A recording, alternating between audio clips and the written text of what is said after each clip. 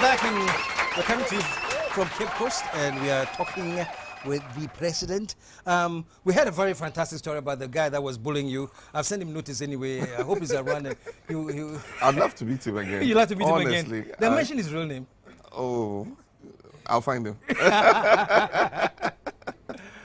The other one thing I wanted to ask you, and these are just random, as I remember I asked, is why you decided to debate? Because the IEA debate. The IEA debate, yeah. Yeah, that was a decision I took together with our team, and Prof had decided that he was not going to participate in the debate. There were some problems with IEA, between IEA and the party. That was part of what had created it. The party complained that IEA had put something on their website, and when they quoted it, they took it off, and they felt that it was being dishonest. And so it created an atmosphere that was not, the best. After Prof passed away, after the funeral, after I got sworn in as president, the IEA wrote a letter to me inviting me to participate in the debate. And so, they requested for a meeting with me. And so in the meeting, they presented a letter asking me to participate in the debate. And then I drew their attention to this problem between them and the party. And they said they were willing to meet with the party and discuss it and, seek an amicable resolution to the matter. So the meeting took place. They went to the NDC party office and they met the general secretary and the team, and they held discussions between themselves. At the end of it, the party agreed, that I could participate in the debate and that the issues between them and IEA were resolved. And so I wrote to IEA and said that I will take part. I thought that it was a gesture that would deepen our democracy. Ghana already is seen as a beacon of democracy, and for a sitting president to present himself in a format like that with other people contending for power, I thought that that would send a powerful statement about the consolidation of our democracy. And I'm happy that I took part. I see you hammer a lot on that, and you keep saying this is not the first time we have an election. This election will be peaceful. You're very, very confident it's going to be peaceful. I am. I don't see why I shouldn't, because we've done it 5 times already, and I think that we should have a certain level of confidence in the integrity of our electoral process. It requires vigilance. You must have your party agents, you must train them what to look for and all that. And I think that if all that is done properly, I don't see why we should have a problem. But they say the price of freedom is eternal vigilance. And I replace freedom with peace. The price of peace is eternal vigilance. And so I do think that even though I have a fair level of certainty that this election will be peaceful, it doesn't mean we should let down our guard. I think that the security services must be on top of things, and as much as possible we should, prevent people who would try to disrupt the process. Aside from that, I met with the religious leaders and asked them to continue the intercessory prayers that they say for this nation, at all times, and especially when we're coming up to an election. And I'm sure that God's favor is on our country and He'll see us through. Show some love from your book. You had your first love experience. Who were you talking about in the book? Oh boy. Here again, my first love. Here again, the name is changed. And the name in the book is Alice. And of course, I'm not going to tell you what the real name is. But when this book came out, my wife read it from cover to cover. Not when it came out. Actually, she read the final draft before it went to the publishers. Yeah. And when she got to that particular chapter, she said, "Why do you have to write this chapter?" I said, well, it's part of my life. It's a memoir about myself. And I think that it's an important part of my growing up. I've written about things that have made me who I am in terms of my, character and all that. And all that is relevant.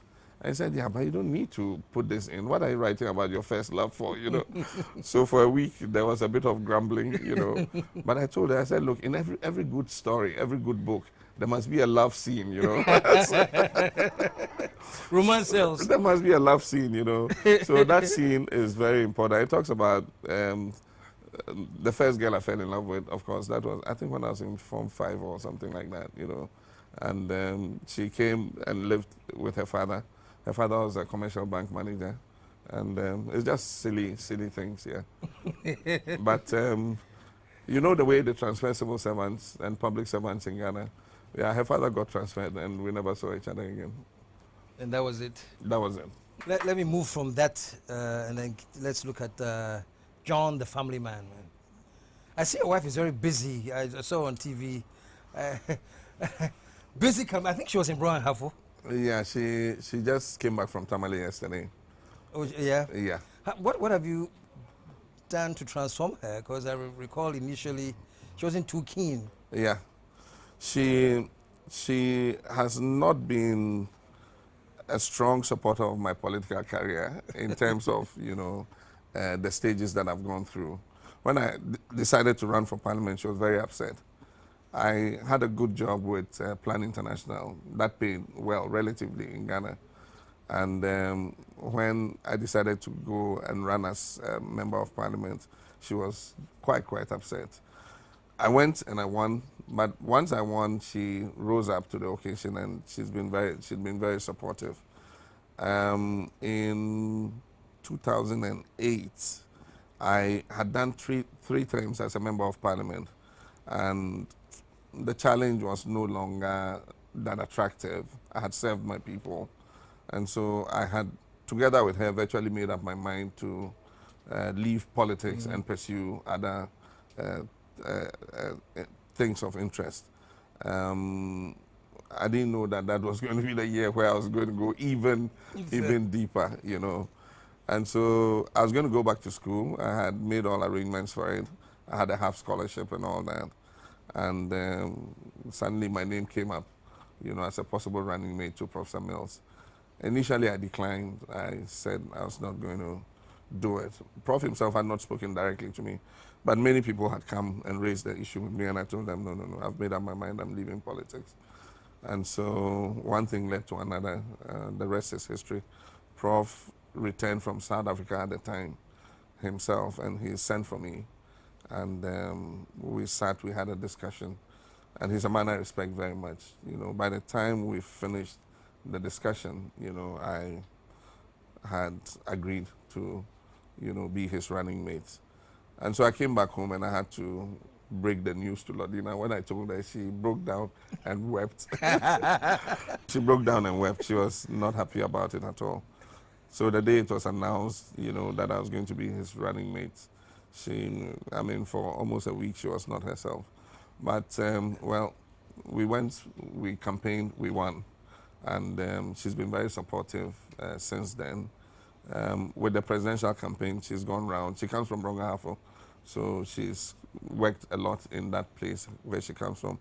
She grew up in the north, and so she's been to the north too. And then what she's doing is in the urban areas in Kumasi, Accra, and things. She's going to the market where women, you know, are mostly found. So she's dealing with women's groups. But she's got this NGO that deals with orphanages and things. So she's been in charity work, you know, for quite a long time, you know, even before I got to this stage, you know. So it's something that she does naturally. And I think she's risen to the occasion. So, John, as a father, is he the strict, rigid type or cool, laid-back dad? How do you hang out with your kids? In bringing up my kids, I have been like my father.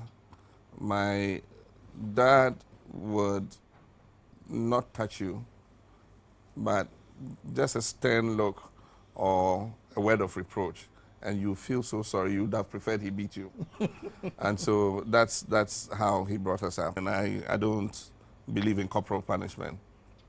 But I have raised them like I was raised, to not think of themselves as privileged and to be used to life as a cycle. And that my father had this famous saying that life is a cycle, and that one time you're up, the next time you're down.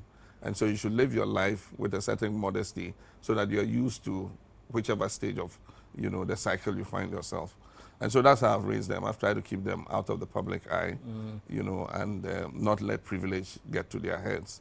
And so they live an ordinary life like all children. They do the things that all other kids do. And they love football. They like to play football. And they have their different teams. You know, Manchester United, the other one supports Liverpool. But on the local scene, two of them support Hearts of Oak, and one supports Kotoko. And I support Real Tamale United. Unfortunately, my team is not doing too well. We have to call a meeting and see how we can salvage things. Yeah, but I think they do everything that young kids do. They love to be on Facebook and things, and if they're not doing that, then they're playing computer games. Yeah. You seem to be to the IT yourself. There's a big thing about you reading your speech from, is it an iPad? Yeah. Sunyani? Yeah. You're into it?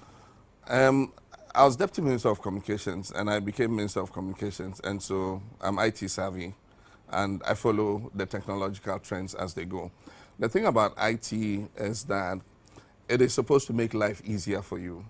And so you take the instruments that come and the technology that is produced, you know, to make things simpler. You know, You're really IT savvy.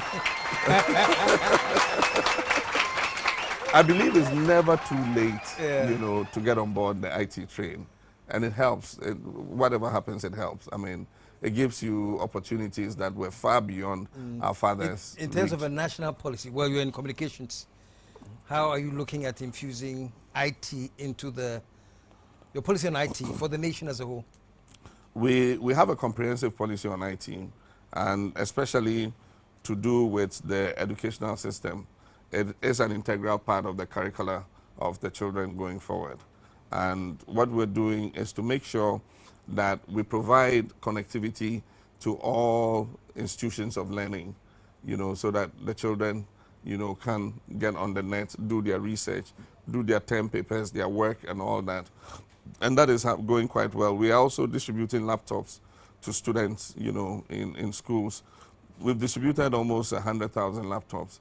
And in the next 4 years, we intend to distribute 400,000 laptops and to give children, the students the opportunity to have their own laptops and be able to do their work. It's going quite well. Speaking of schools, this leads me right into education. And this election especially, education is the thing. What is your position? And my position is consistent with the Constitution. The constitutional drafters were very clever and very wise.